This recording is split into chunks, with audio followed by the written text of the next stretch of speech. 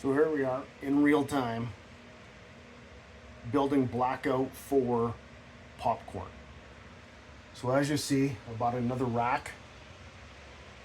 And then what I'm going to do is I'm going to take the top shelf out of this one and I'm going to black it out so that I can grow the popcorn with good airflow, but it's going to be completely blacked out so we get that bright yellow sweet flavor out of the popcorn. But it gives it room to grow instead of using blackout domes.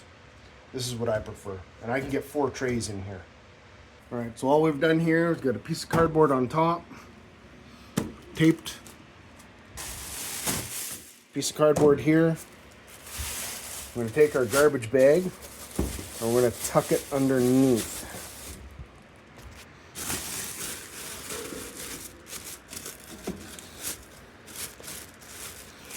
Just going to pull it around the corner. And then you'll see that we've got some hanging around the corner here. So we're going to get another garbage bag. We're going to be bringing it around this side and taping this closed. All the way across the back.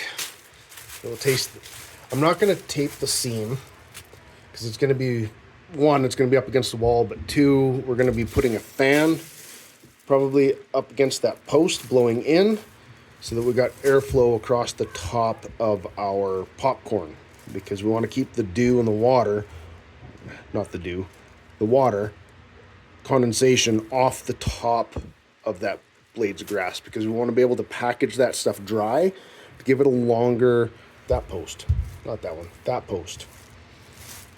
so that we can mount that fan on that post, get the airflow across the top of the popcorn to keep the condensation and the water that's going to build up in here off of that grass, because we want to be able to package that popcorn dry so it'll last longer. Okay, so everything's tucked in underneath that cardboard. The other thing I should mention is that we're going to keep this loose, because when we push our 10-20 trays in, they're going to come out the back a little bit. The shelves are only 18 inches deep. All right, here's the left side. Taped on top, wrapped around the corner, overlapped, tucked into the bottom, all 3 sides. So it's all blacked out here.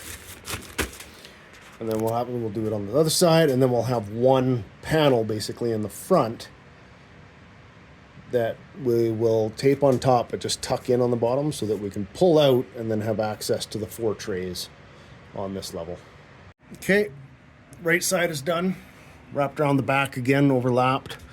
And then we've got one bag that we're going to get taped up over here. There we are, finished product. All I did was just tuck these up into the rails underneath.